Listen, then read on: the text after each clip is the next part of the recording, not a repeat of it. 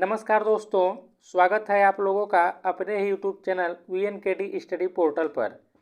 जैसा कि आप सभी जानते हैं, हम लोग CTET के एग्ज़ाम को ध्यान में रखते हुए NCERT का सीरीज स्टार्ट किए हैं।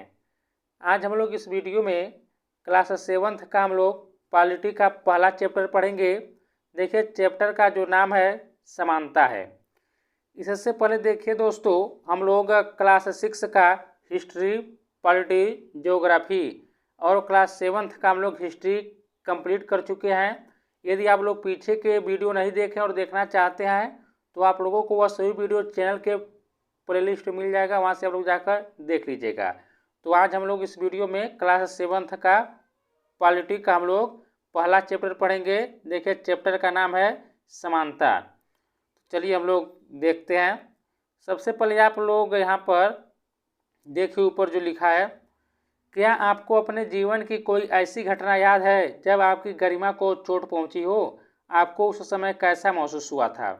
यहाँ पर देख सकते हैं आप लोग, एक आप लोगों को 3 चित्र यहाँ पर दिखाई दे रहा होगा। तो यहाँ पर देखिए लिखा है कि 1975 में बनी दीवार फिल्म में जूते पॉलिश करने वाला एक लड़का फेंक कर दिए गए पैसों को उठाने से इनकार कर देता है। वह मानता है कि उसके काम की भी गरिमा है और उसे उसका भुगतान आदर के साथ किया जाना चाहिए। तो देखिए, एक फिल्म का या मूवी का एक सीन लिया गया है।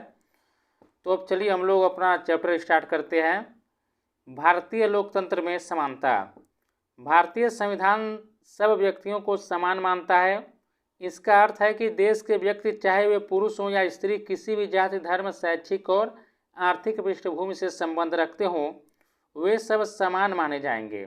लेकिन इसके बाद भी हम यह नहीं कह सकते कि असमानता खत्म हो गई है। यह खत्म नहीं हुई है, लेकिन फिर भी कम से कम भारतीय संविधान में सब व्यक्तियों की समानता के सिद्धांत को मान्य किया गया है। जहां पहले भेदभाव और दुर्व्यवहार से लोगों की रक्षा करने के लिए कोई कानून नहीं था, अब अनेक कानून लोगों के सम्मान तथा उनके साथ समानता के व्यवहार को सुनिश्चित करने के लिए मौजूद हैं। देखिए दोस्तों, NCERT का एक एक लाइन CTET के एग्जाम के लिए बहुत ही इंपॉर्टेंट होता है, इसलिए आप लोग इसे ध्यान से देखिए, क्योंकि CTET वाले कहाँ से प्रश्न बना दें, किस लाइन से। समानता को स्थापित करने के लिए संविधान में जो प्रावधान है उनमें से कुछ निम्नलिखित हैं। प्रथम, कानून की दृष्टि में हर व्यक्ति समान है। इसका तात्पर्य यह है कि हर व्यक्ति को देश के राष्ट्रपति से लेकर कांता जैसी घरेलू काम की नौकरी करने वाली महिला तक सभी को एक ही जैसे कानून का पालन करना है। दूसरा, किसी भी व्यक्ति के साथ उसके धर्म, जाति, वंश, जन्मस्थान और उसके स्त्री या पुरुष होने के आधार पर भेदभाव नहीं किया जा सकता। तीसरा, हर व्यक्ति सार्वजनिक स्थानों पर जा सकता है जिनमें खेल के मैदान, होटल, दुकानें और बाजार आदि सम्मिलित है। सब लोग सार्वजनिक कुओं, सड़कों और नहाने के घाटों का उपयोग कर सकते हैं। चौथा, अस्पृश्यता का उन्मूलन कर दिया गया है।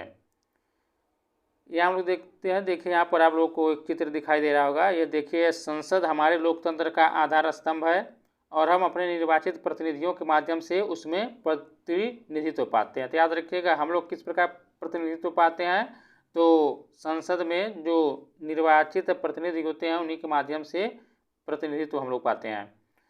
अब आगे बढ़ते हैं हम लोग।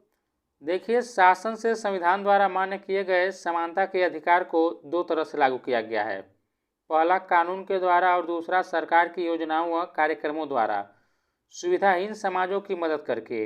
भारत में ऐसे अनेक कानून हैं जो व्यक्ति के समान व्यवहार प्राप्त करने के लिए अधिकार की रक्षा करते हैं। कानून के साथ साथ सरकार ने उन समुदायों जिनके साथ सैकड़ों वर्षों तक असमानता का व्यवहार हुआ, उनका जीवन सुधारने के लिए अनेक कार्यक्रम और योजनाएं लागू की हैं। ये योजनाएं यह सुनिश्चित करने के लिए चलाई गई हैं कि जिन लोगों को अतीत में अवसर नहीं मिले, अब उन्हें अधिक अवसर प्राप्त हो। यहाँ पर देखिए, आप लोगों को एक चित्र दिखाई दे रहा होगा। देखिए, यह जो है SDG का देखिए यह गोल सेकंड है, जिसमें जो कहा गया है कि सतत विकास लक्ष्य 2, देखिए, भूखमरी समाप्त करना। आगे बढ़ते हैं हम लोग। इस दिशा में सरकार द्वारा उठाया गया एक कदम है मध्याह्न भोजन की व्यवस्था। इस कार्यक्रम के अंतर्गत सभी सरकारी प्राथमिक स्कूलों के बच्चों को दोपहर का भोजन स्कूल द्वारा दिया जाता है। यह योजना भारत में सर्वप्रथम तमिलनाडु राज्य में प्रारंभ की गई और 2001 में उच्चतम न्यायालय ने सभी राज्य सरकारों को इसे अपने स्कूलों में 6 माह के अंदर आरंभ करने के निर्देश दिए। तो देखिए दोस्तों, सीटेट में यहाँ से प्रश्न पूछा गया है, तो याद रखिएगा आप लोग, जो मिड डे मील योजना यानी कि मध्याह्न भोजन की व्यवस्था जो की गई है, देखिए यह सन 2001 से स्टार्ट हुआ है और देखिए सबसे पहले जो स्टार्ट की गई थी वह तमिलनाडु राज्य में प्रारंभ की गई थी। आगे हम लोग देखते हैं, देखिए लिखा है कि सभी राज्य सरकारों को इसे अपने स्कूलों में 6 माह के अंदर आरंभ करने के निर्देश दिए। इस कार्यक्रम के काफ़ी सकारात्मक प्रभाव हुए। उदाहरण के लिए दोपहर का भोजन मिलने के कारण गरीब बच्चों ने अधिक संख्या में स्कूल में प्रवेश लेना और नियमित रूप से स्कूल जाना शुरू कर दिया। शिक्षक बताते हैं कि बच्चे खाना खाने घर जाते थे और फिर वापस स्कूल लौटते ही नहीं थे, परंतु अब जब से स्कूल में मध्याह्न भोजन मिलने लगा है उनकी उपस्थिति में सुधार आया है। वे माताएं जिन्हें पहले अपना काम छोड़कर दोपहर को बच्चों को खाना खिलाने घर आना पड़ता था, अब उन्हें ऐसा नहीं करना पड़ता है। इस कार्यक्रम से जातिगत पूर्वाग्रहों को कम करने में भी सहायता मिली है, क्योंकि स्कूल में सभी जातियों के बच्चे साथ साथ भोजन करते हैं और कुछ स्थानों पर तो भोजन पकाने के लिए दलित महिलाओं को काम पर रखा गया है। मध्याह्न भोजन कार्यक्रम से निर्धन विद्यार्थियों की भूख मिटाने में भी सहायता की है, जो प्रायः खाली पेट स्कूल आते हैं और इस कारण पढ़ाई पर ध्यान केंद्रित नहीं कर पाते हैं। देखिए आप लोग को एक चित्र आप यहाँ देख सकते हैं। आप लोग देखिए उत्तराखंड की एक शासकीय शाला में बच्चों को उनका मध्याह्न भोजन परोसा जा रहा है, देख सकते हैं आप लोग। आगे बढ़ते हैं हम लोग। यद्यपि शासकीय कार्यक्रम अवसरों की समानता बढ़ाने में महत्वपूर्ण भूमिका निभा रहे हैं, किंतु अभी भी बहुत कुछ करने की आवश्यकता है। मध्याह्न भोजन कार्यक्रम ने निर्धन बच्चों का स्कूलों में प्रवेश और उनकी उपस्थिति तो बढ़ा दी है, लेकिन फिर भी इस देश में वे स्कूल जहां अमीरों के बच्चे जाते हैं उन स्कूलों से बहुत अलग हैं जहां गरीबों के बच्चे पढ़ते हैं। आज भी देश के कई स्कूल हैं जिनमें ओम प्रकाश वाल्मीकि जैसे दलित बच्चों के साथ भेदभाव और असमानता का व्यवहार किया जाता है। इन बच्चों की ऐसी असमान स्थितियों में ढकेला जाता है जहां उनके सम्मान की रक्षा नहीं हो पाती है। ऐसा इसलिए है क्योंकि कानून बन जाने के बाद भी लोग उन्हें समान समझने से इनकार कर देते हैं। इसका मुख्य कारण यह है कि दृष्टिकोण में बहुत धीरे धीरे परिवर्तन आता है। यद्यपि लोग यह जानते हैं कि भेदभाव का व्यवहार कानून के विरुद्ध है, फिर भी वे जाति, धर्म, अपंगता, आर्थिक स्थिति और महिला होने के आधार पर लोगों से असमानता का व्यवहार करते हैं। वर्तमान दृष्टिकोण को बदलना तभी संभव है जब लोग यह विश्वास करने लगें कि कोई भी कमतर नहीं है और हर व्यक्ति सम्मानजनक व्यवहार का अधिकारी है। प्रजातंत्रीय समाज में समानता स्थापित करना एक सतत संघर्ष है जिसमें व्यक्तियों और विभिन्न समाजों को सहयोग देना है। तो यहाँ पर देखिए लिखा है कि इस पुस्तक में आप इसके बारे में और अधिक पढ़ेंगे। यहाँ पर हम लोग देख लेते हैं। देखिए डॉक्टर भीमराव अंबेडकर के कुछ विचार हैं। अपने आत्मसम्मान को दांव पर लगाकर जीवित रहना अशोभनीय है। आत्मसम्मान जीवन का सबसे जरूरी हिस्सा है, इसके बिना व्यक्ति नगण्य है। आत्मसम्मान के साथ जीवन बिताने के लिए व्यक्ति को कठिनाइयों पर विजय प्राप्त करनी होती है। केवल कठिन और निरंतर संघर्ष से ही व्यक्ति बल, विश्वास और मान्यता प्राप्त कर सकता है। आगे देखिए इन्होंने लिखा है कि मनुष्य ना समान है, हर व्यक्ति को किसी न किसी दिन मरना है, परंतु व्यक्ति को यह संकल्प लेना चाहिए कि वह अपने जीवन का बलिदान आत्मसम्मान के उच्च आदर्शों को विकसित करने और अपने मानव जीवन को बेहतर बनाने में करेगा। किसी साहसी व्यक्ति के लिए आत्मसम्मान रहित जीवन जीने से अधिक अशोभनीय और कुछ नहीं है। डॉक्टर भीमराव अम्बेडकर के द्वारा यह कहा गया है। आगे बढ़ते हैं हम लोग। देखिए अन्य लोकतंत्रों में समानता के मुद्दे। शायद आप सोच रहे होंगे कि क्या भारतीय लोकतंत्र ही ऐसा है जहां असमानता का अस्तित्व है और जहां समानता के लिए संघर्ष जारी है। सच तो यह है कि संसार के अधिकांश लोकतंत्रीय देशों में समानता के मुद्दे पर विशेष रूप से संघर्ष हो रहे हैं।